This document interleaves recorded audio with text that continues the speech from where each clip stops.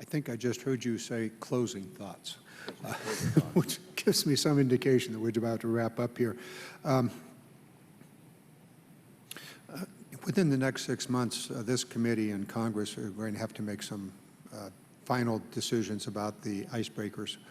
I think, Mr. Chairman, a closing thought is one that came up in the discussion a few minutes ago, well, maybe 20 minutes ago, and that is we should, since both of us are on the Sea Power Subcommittee, we should ask that subcommittee to ask the U.S. Navy, are there any military requirements for the U.S. Navy in the Arctic? It'll be interesting to see what they have to say as to that. So I'm going to carry that forward. I want to thank the National Academy of Science for a very detailed study here that provides direction on most of the questions that we've asked. So over the next several months, probably the next 6 months, we're going to be moving towards the finalization of an icebreaker strategy for the United States. We're almost there.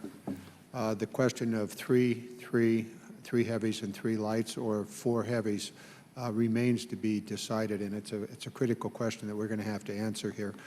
The arguments made by the National Science Foundation are important, and perhaps provide us with the final answer. Ms. Mack, we're going to have to take a look at the question of block buy. I think the answer to that is going to lie in the nature of the contract itself and the design going into a block buy.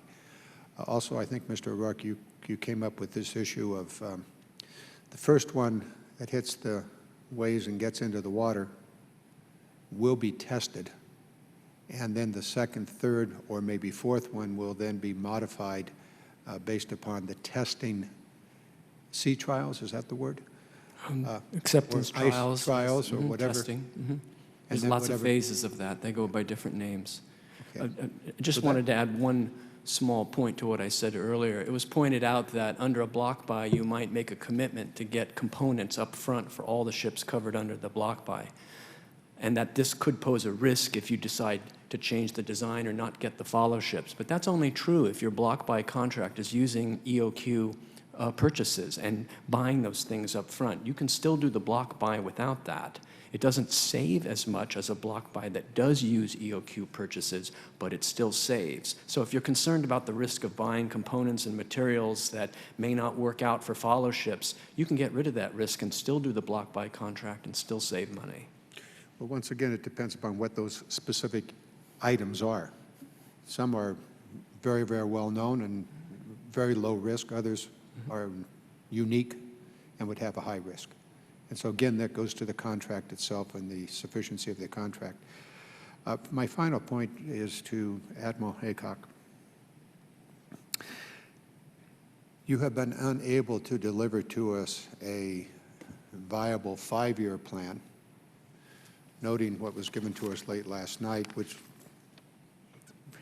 really does not meet what we're already committed to build, for example, icebreakers. I want to believe that the Coast Guard actually knows what it needs to do over the next 5 and 20 years, but that you have been prohibited from giving us that information by the Office of Management and Budget. That is a problem that I cannot accept. And it's one that I'm going to, I'm sure with the support of the chairman, try to see if there is some way for us to get information on what is a real 5-year and 20-year program for the Coast Guard on the acquisition as well as for the operational. Presumably these new icebreakers will need personnel and fuel, and we'll have to build that into the operating budgets going forward. So Admiral Haycock, I, for one, will be pressing hard for a 20-year budget. It can be informal. It can be handed to us over the transom late at night, or any other mechanism that might be used.